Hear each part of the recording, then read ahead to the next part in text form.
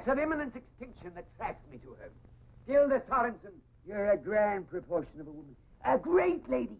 You could never be too much of you. Yeah, sure. You get out. Gentlemen, it's always been my custom to share with those whose conscience permits a nip of Irish broth. To you, sir. My name's Smith. Now, glad to know you, Mr. Smith. I only arrived this very day. Willie Farrer is my name. A shanty Irish strummer in ladies' ready-to-wear. Gentlemen, a toast to the ladies. May glory shine upon them forever and ever and a day. Amen.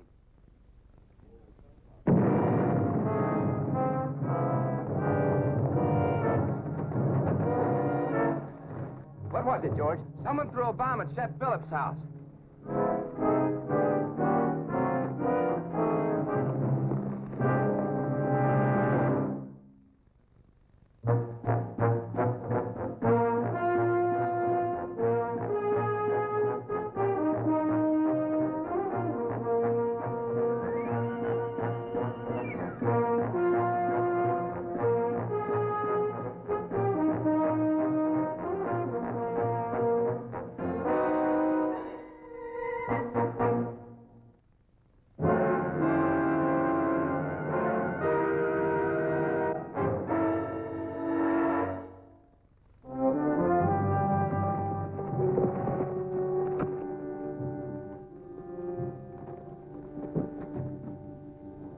Anyone see it happen? Ben, clear the yard. The blast must have thrown him with an awful force. Gonna live, Doc? Can't tell yet. He could be hemorrhaging internally. See anyone else here? No, I didn't. That's Ed's daughter, Meg. I haven't seen her.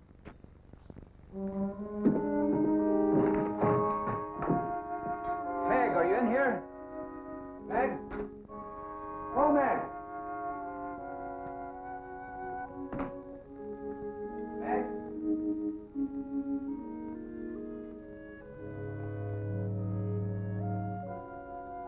Meg, are you all right?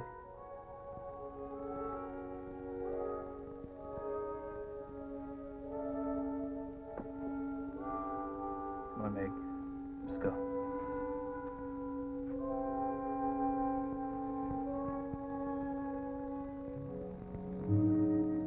She all right, Smitty? Yeah, I think so. Now take it easy, boys. Put him in the buckboard. Doc.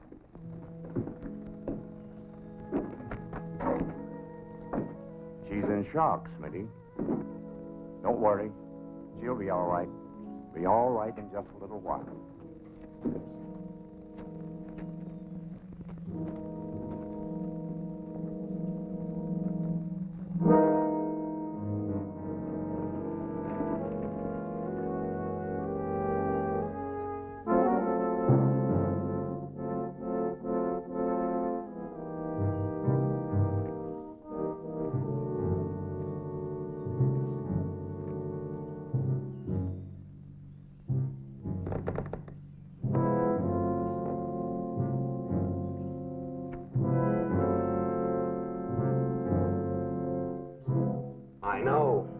I know, of course, Phillips had enemies, but the kind of enemies he had would have faced him gun in hand. They wouldn't have thrown dynamite at him. You know, it's absolutely inconceivable to me that nobody saw the man who threw the charge. You just came to two conclusions in one sentence, Chief. One is that a man did it, and two is that the charge was thrown. Now, look, dynamite's a miner's weapon, right? And Chet Phillips is head of the Miners Association. Now, we know that the little independent operators haven't liked the way Chet's been handling things. So I say the man to go to is Cargill. He's spokesman for the group. Cargill wouldn't do a thing like this. Why not? He's threatened Phillips in public. People have heard him. You're gonna kill somebody, you don't go around announcing your intentions. Romack, go bring Cargill in. That's gonna stir things up, Chief. Cargill faction's in town for a meeting Chet called to settle their differences. Sure, and someone killed Chet before the meeting. George, we don't even know for sure if Chet's dead or not. Does somebody have to die before you get excited? Phillips was a friend of mine. He's a friend of mine, too, but getting excited doesn't help. Romack, find Cargill. I want the rest of you men to go out to the Phillips place and go over every inch of that ground up there.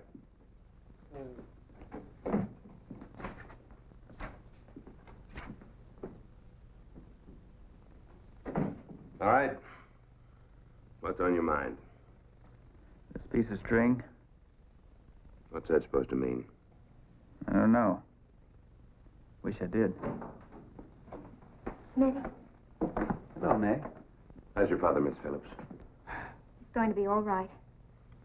I'm glad to hear that. I think I better take over to Mrs. Bent.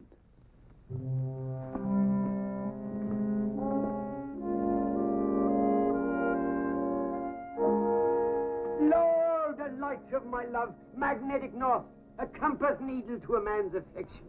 You are a man without any shame, Mr. Ferrer. He wants to show me the stars. Aye, the stars, why not? The sight of them enlarges the soul and erases the petty conventions that keep good people apart. There is no match to this one. Match? I'm all match, me darling. Scratch me, and I'll blaze, I'll flare. I'll throw off such light and heat as to blind and Cynthia.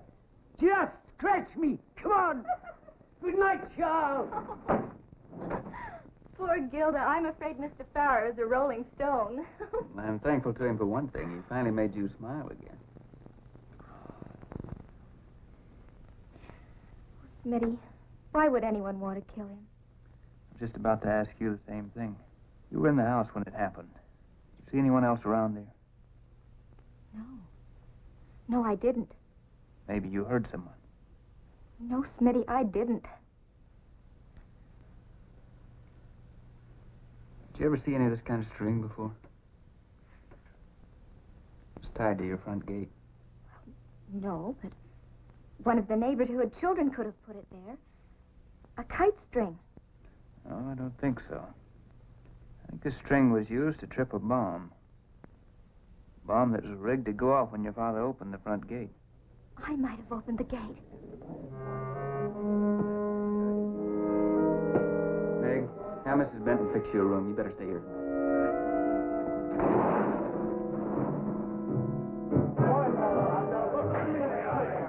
All right, you Yables. Cargill's in my custody. First man tries to take my break in half. Now listen. Cargill's interested in getting this thing cleared up. That's why he came in. Now stand aside.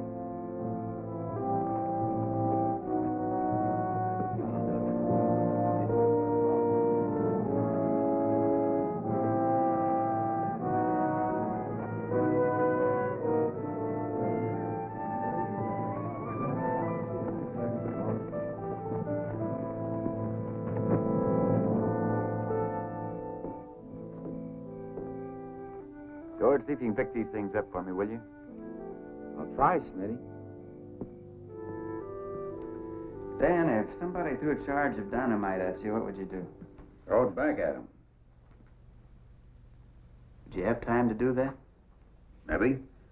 Unless the fuse was so short, it went off right away. How about those fuses? The burning time on them, it isn't too dependable, is it?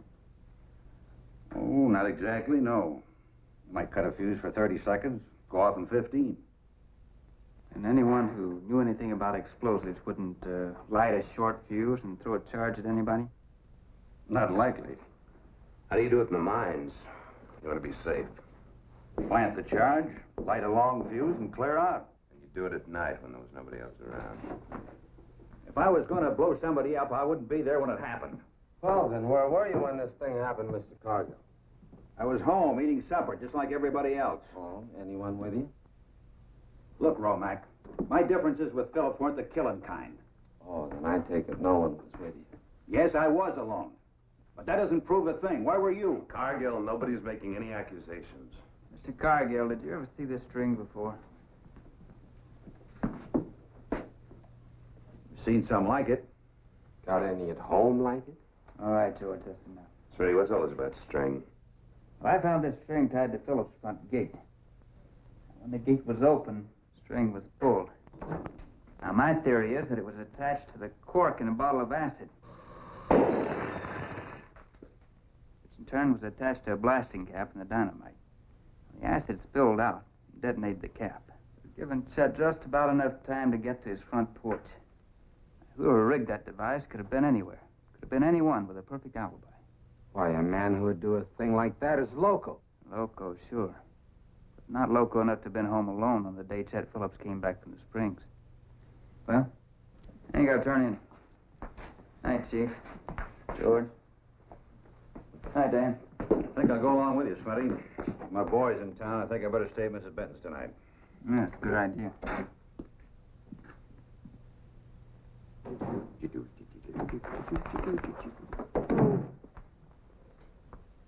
You'll find Mrs. Benton down the hall, Dan. I'll see you in the morning, huh? Yeah, good night, Smitty. Thanks. Good evening, Mr. Smith. Well, how was the astronomy lesson? Astronomy? I have no fear of it at all, Mr. Smith. I'm well versed in it, as you might say. But my astrology must be a little weak. Or I'd have known beforehand that she was going to clump me with that darling little fist of hers. Oh, the kick of a mule in her arm she has, as me lumps will testify. And all because I'm leaving in the morning. Now, who'd have thought that she'd have taken a traveling man's blarney so much to heart? Some women will take you at your word, you know. Would you believe it now? And I was just stringing her along. Ah, well, human nature is a constant revelation. For Gilda, a peace offering and a remembrance. You give it to her for me after I've gone. Good night, Gilda.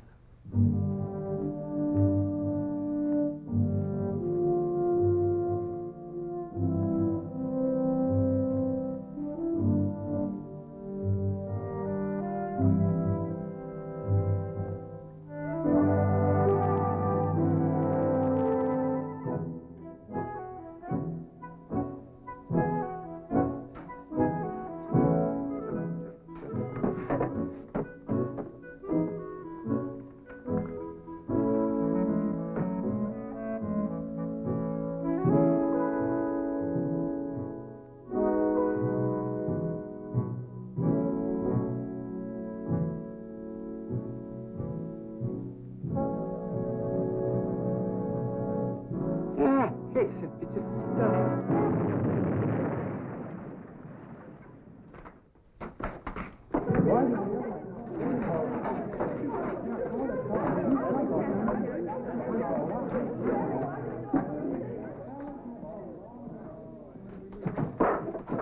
Billy! Billy!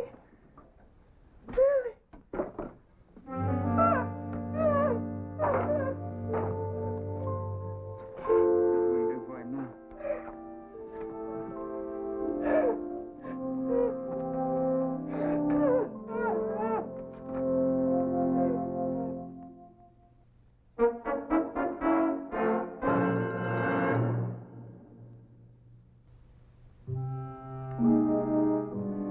I thought I had a suspect last night. Who? Farrar. All I've got now is another piece of string. Well, we've got to find some answers pretty quick. People are afraid to open their doors. But Farrar didn't even have anything to do with the Miners Association. You say Cargill stayed here last night. Thanks. Then that's it. Cargill killed Farrar to shift suspicion from himself and the independent miners. George, see if you can find the source of the string. Somebody in town must tell Smitty, don't you know what I'm trying to tell you? Cargill could have been the man who Cargill came in here with me last night. Just a few minutes before Farrar went up to his room. He wouldn't have had time to rig that bomb. Trace the string, Rome. I can get back to it. The string on Farrar's package matches the one I found on Phillips Gate. It had to be somebody who had access to his room. Somebody in the house. Maybe. Why would they rig a bomb and then stay in the house? No, I wouldn't. Neither would I. Mitty, I heard about the explosion. I was with Father. They say Mr. Farrar's Dead. Poor Gilda. He's taking it pretty hard, I guess. I'll go up to her. There may be something I can do. Meg, is your father able to talk? Well, yes. But I'm afraid he doesn't remember very much. I think I'll go and have a talk with Chet.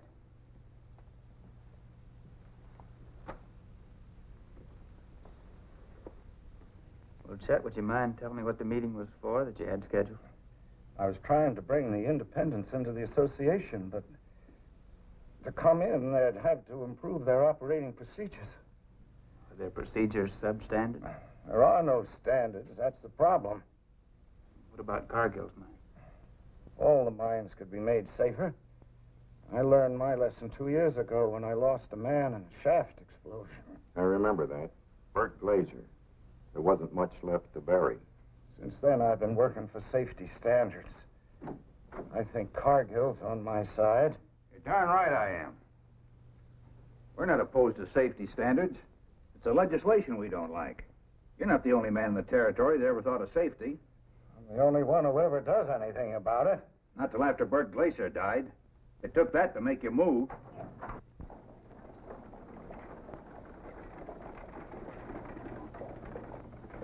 What about Glazer, Doc? Do you have any relatives around here that you know of? No, Bert was a loner. Dynamite handler. When we went through his effects, all we found was some letters from a girl in St. Paul. You know her name? Anything about her? Well, Chet wrote and told her what had happened. From the tone of her letters to Bert, she was planning to come out and marry him. Smitty. Found this in the kitchen of the boarding house. Same as on Farrar's package. Sondergaard. Ethel Sondergaard was her name. She never answered Chet's letter. Maybe she did.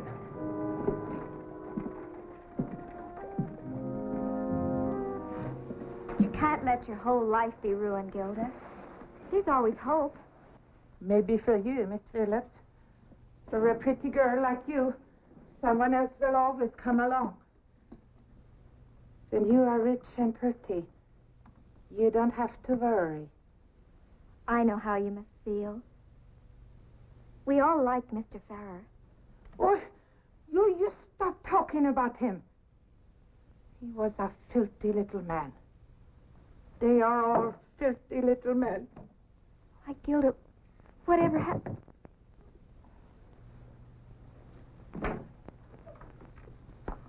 Hi, Meg. Oh, Smitty. Hello, Ethel. That is your real name, isn't it? Ethel Sondergaard? Yes, you don't come any closer. There is dynamite in here. And they have the acid in this bottle, Mr. Smith. It will blow you up. It will blow us all up. Tom, she's insane. You can thank your father for whatever I am. My father? My Bert was killed in your father's mine. Killed to get you nice clothes and a nice house so you could have all the things that I could never have. That was an accident, Ethel. Chet wasn't responsible. Responsible? Well then, I am not responsible either. You give me that valise. No. I will give the orders now. And you will dance to this tune. I want the stagecoach brought to the front door. I want it now. Meg, tell him to bring the stage around front. Tell Richards to clear the street. Tell him to clear the whole area. And hurry. Mr. Smith, if you want her to reach the street alive, you had better take off your gun.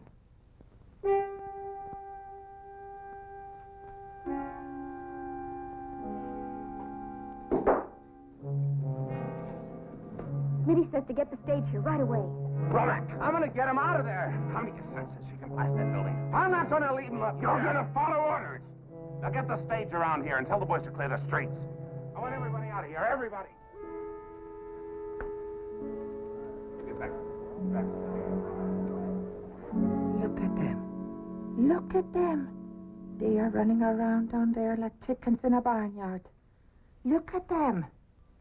And they could kill them all with just a twist of my fingers.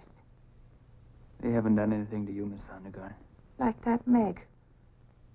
Who think I funny because I got an accent. Who think I stupid because I am big. Who think I got no feelings. Like that Mr. Farrar. Who think he can make love to me one day and leave me the next. And like you. Yeah. Just like you. But Bert Glazer wants you to behave like this. My Bert wrote me once a week to tell me that he loved me. He was a whole world to me. And they blew him up. But I can blow up this world. Your world. And I will. They brought the stage around. Turn around now and walk slow.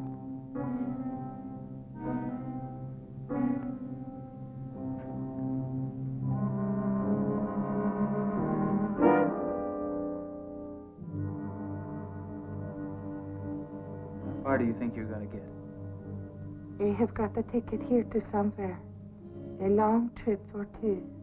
Maybe while you are driving, you will hit a bump in the road, or lightning will strike.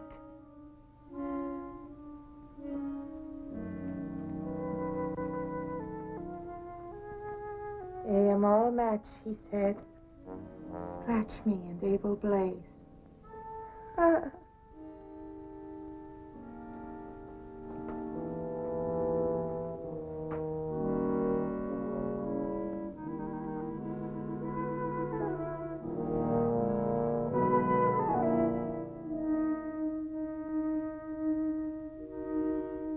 My bird wrote me about the blasting caps and acid. He shared everything with me. That was nice, wasn't it, Mr. Smith? Yeah. I'm sure he was a very fine man. Yeah, sure, he was.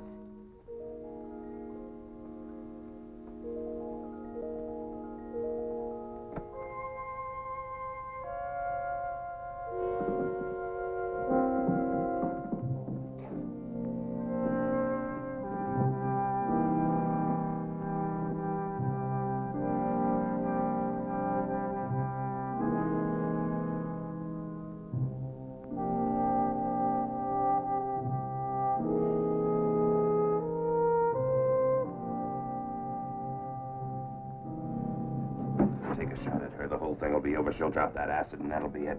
I can't stand here and do nothing. There's nothing much else we can do. Well, I'm gonna try. That's enough, George. That is good sense, Mr. Smith. Open the door.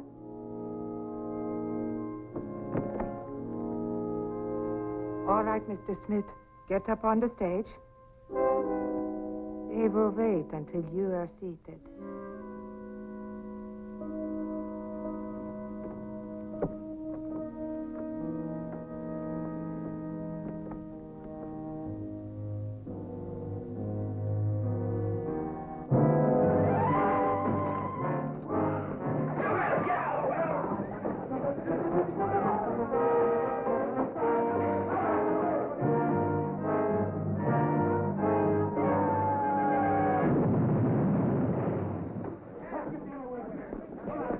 Smitty!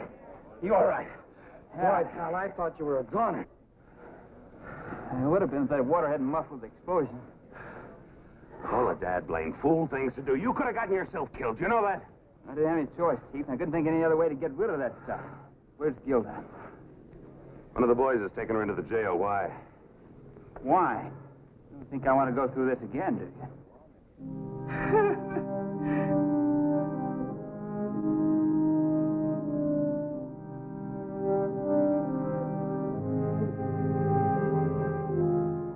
Gilda's hatred for Chet Phillips was like a bomb with a long fuse. It was a long time burning. A lot of us could have been killed on account of it. The tragedy is that someone could have put it out with understanding and love.